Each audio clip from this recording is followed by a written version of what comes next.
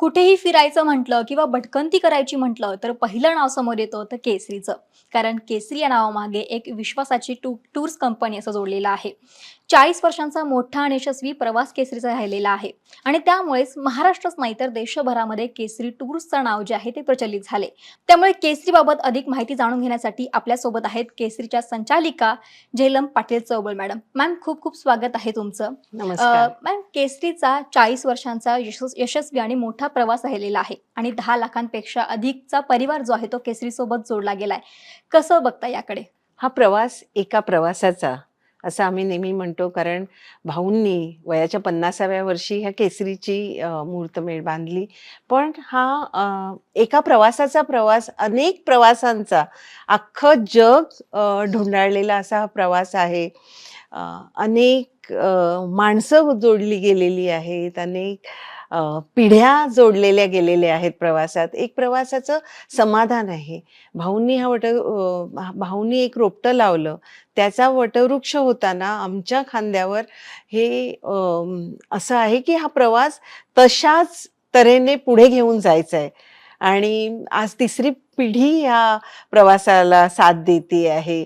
अनेक नवनवीन संकल्पना घेऊन जातोय. फक्त महाराष्ट्रच नाही, तर अख्खा देश आणि परदेशातले लोक केसरीला आज जोडले जात आहेत. असा हा प्रवास आहे आणि कारवा चलता रहे असं आम्हाला वाटतं. प्रवास अतिशय समाधानकारी आहे, कारण अनेक लोकांचं बॉन्डिंग ह्यातनं झालेलं आहे. अनेक लोकांची स्वप्न ह्या प्रवासाने पूर्ण झालेली आहेत. अनेकांनी जग केसरीसोबत बघितलेलं आहे आणि हे सगळं आम्हाला खूप महत्त्वाचं वाटतं. So when we look back, तसा समाधानाचा आहे. पण कुठल्याही एंटरप्रेन्योरला नुसतं समाधानी होऊन चालत नाही, कारण अजून खूप काही या प्रवासात करायचं आहे आणि त्यासाठी आम्ही प्रयत्नशील आहोत. जसं की तुम्ही सांगितलं की अनेक पिढ्या केसरीसोबत जोडल्या गेलेल्या आहेत. मराठी माणसाचा समोर टूर्स करायचं असेल, कुठेतरी फिरायचं असेल, तर पहिलं नाव येतं हे केसरीचं आणि आपण जर पाहिलं तर मराठी माणूसच नाही तर देशभरामध्ये घराघरामध्ये केसरी पोहोचले. याबद्दल काय सांगाल?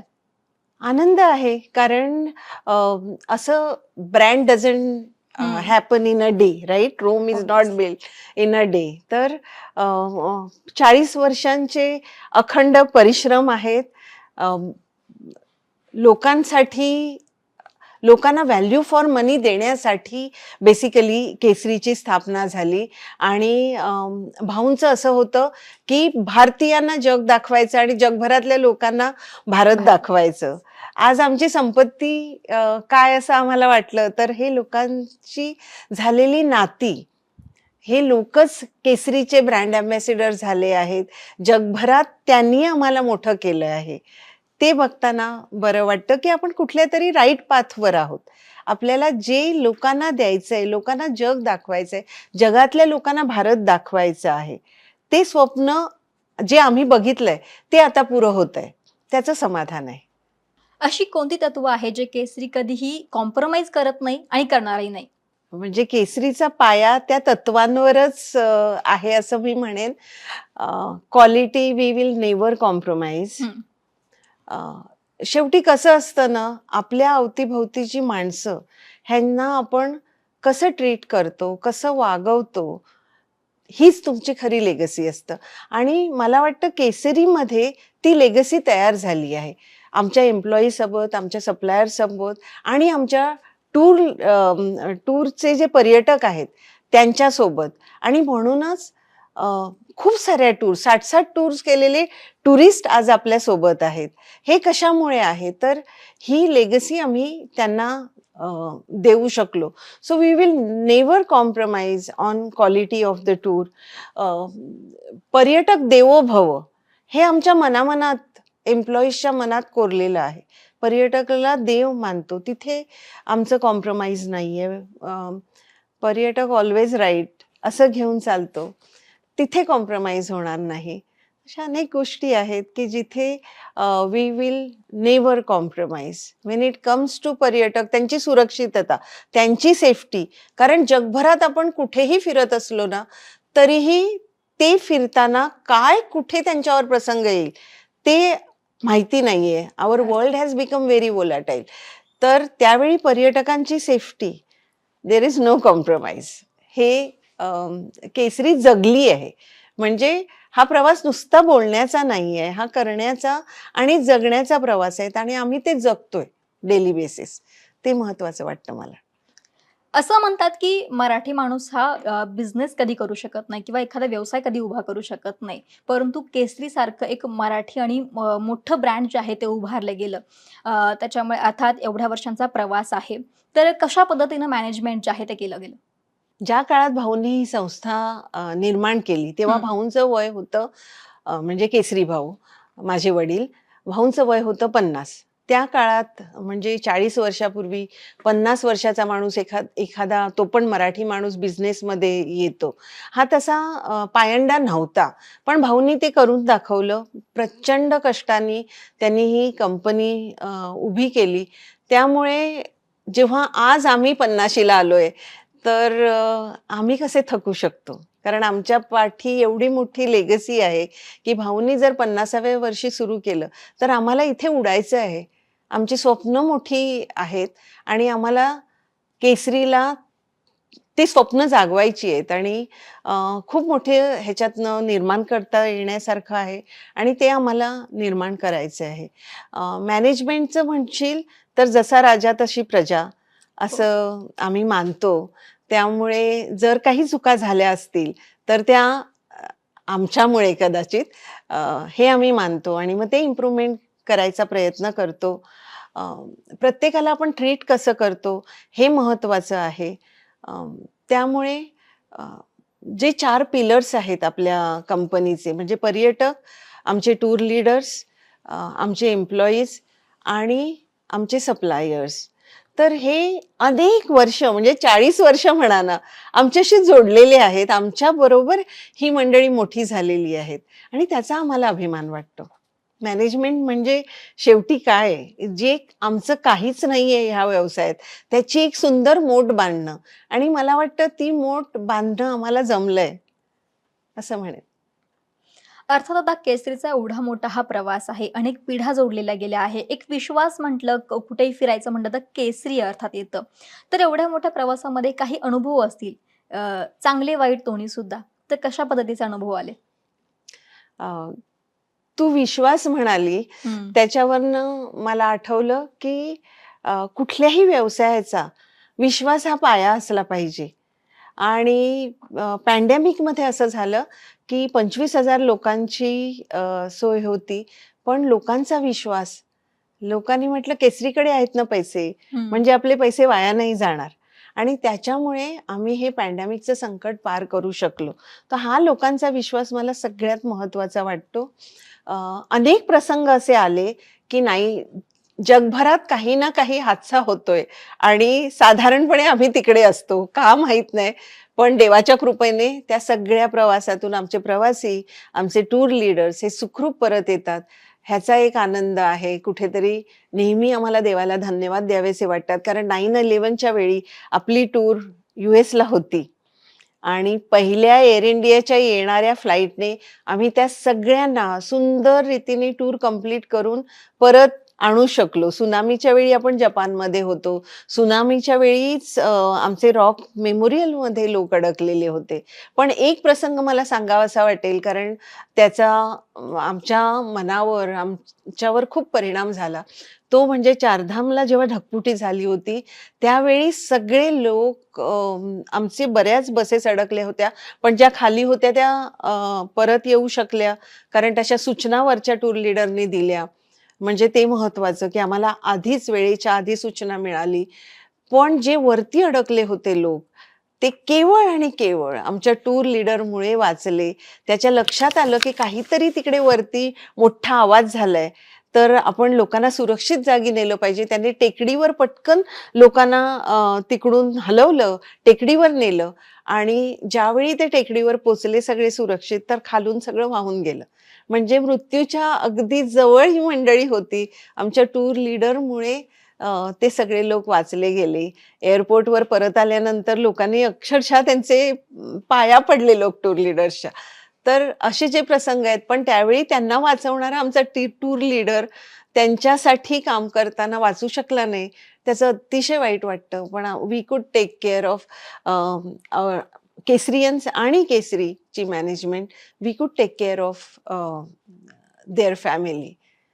तर असे प्रसंग पण होतात. कधी ते खूप आनंदाचे असतात, कधी अशी त्याला दुःखद एक छटा असते. पण शो मस्ट गो ऑन. आम्हाला पुढे जावं लागतं. त्या प्रसंगी तुम्ही काय करता? आणि त्यावेळी केसरी सगळ्यात जास्त महत्त्व हे पर्यटकांच्या सेफ्टीला देतं आणि ते आम्हाला महत्त्वाचं वाटतं. आता तुम्ही एक हायलाइट केली की केसरी हे सेफ्टीला जास्त प्राधान्य देतं किंवा टॉप प्रायोरिटी केसरीची ही सेफ्टी असते. तर काही अशा घटना घडतात जसं की तुम्ही आता सांगितलं की चारधामचं उत्तराखंडचा जो काही इन्सिडेंट झाला तो अर्थात दुर्दैवी होता. पण अशा वेळेस काही क्रायसिस घडतात. त्यावेळेस केसरी कशा पद्धतीची भूमिका साकारतं? कसं आहे ना, काहीवर आपला कंट्रोल असतो, हो. काहीवर आपला कंट्रोल नसतो आणि हे कंट्रोल नसणारे क्रायसिस आहेत, ते आपल्याला त्या वेळीच हँडल करावे लागतात. आमची जी टीम आहे टूर लीडर्सची, they are trained for catastrophe management. कारण जेव्हा आम्ही ही मुलं निवडतो, तेव्हा त्यांच्या शिक्षणापेक्षा त्यांच्यामध्ये एंटरटेनिंग ॲबिलिटीज आणि कॅटास्ट्रॉफी मॅनेजमेंटची कौशल्य काय असतील, त्याला आम्ही जास्त प्राधान्य देतो. त्यामुळे कॅटास्ट्रॉफी मॅनेजमेंट आम्हाला खूप महत्त्वाची वाटते. आणि असेही प्रसंग झालेत, की आमची एकदा युरोपात बसच चोरीला गेली. म्हणजे त्याच्यावर खूप लिहिलं गेलंय. पण ज्यावेळी आम्ही त्या प्रसंगातनं जात होतो, त्यावेळी आमच्या पायाखालची जमीन सरकलेली असते, की आता काय करायचं? म्हणजे नवीन प्रसंग आहे ना, काय करायचं ते कोणालाच माहीत नसतं. पॅन्डेमिक सारखा प्रसंग, काय करायचं ते कोणालाच माहीत नसतं. पण कुठलीही गोष्ट जेव्हा तुम्ही पार करता, ते जे चॅलेंज असतं ते पार करून पुढे जाता, तेव्हा तुम्ही एक वेगळी व्यक्ती असता. तुम्ही एक नवीन व्यक्ती असतात, की ॲडिशनल कुठल्याही प्रकारचं चॅलेंज घ्यायला तुम्ही तयार असतात. आणि आम्ही तसे तयार आहोत, कारण जे आलं ते अंगावर घ्यायचं आणि पुढे जायचं. हे जेव्हा एकदा ठरलेलं असतं आणि मग त्याच्यामध्ये 360 डिग्रीचा विचार असतो ना, आणि 360 डिग्रीमध्ये पहिले आमचे पर्यटक आणि टूर लीडर्स येतात आणि त्यांची एकदा काळजी घेतली, की मग बाकीची आव्हानं छोटी होऊन जातात. असं आम्ही त्या प्रसंगांकडे बघतो आणि असे अनेक प्रसंग आले आहेत.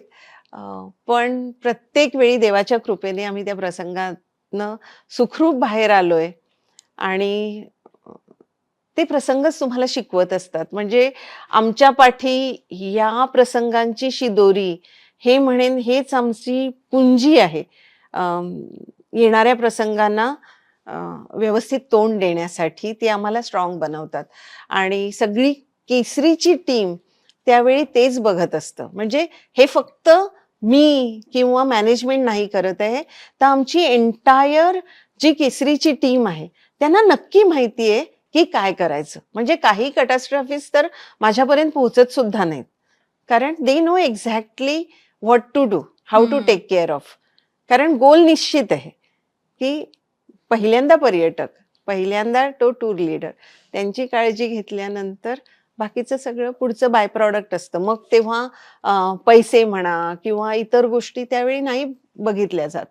कारण महत्त्वाचं काय आहे ते ठरलंय. माय फेअर लेडीच्या माध्यमातून केसरीने एक नवीन कन्सेप्ट आणलेली आहे, एक नवीन आयडिया आणलेली आहे. त्याबद्दल काय सांगाल? ती आयडिया कोणाची नक्की होती? झालं असं, की 2006 साली, म्हणजे मी साधारण अमेरिकेतनं परत आले होते आणि आम्ही गप्पा मारत होतो, की असं बायका इंडियातल्या एकट्याने फिरतील का?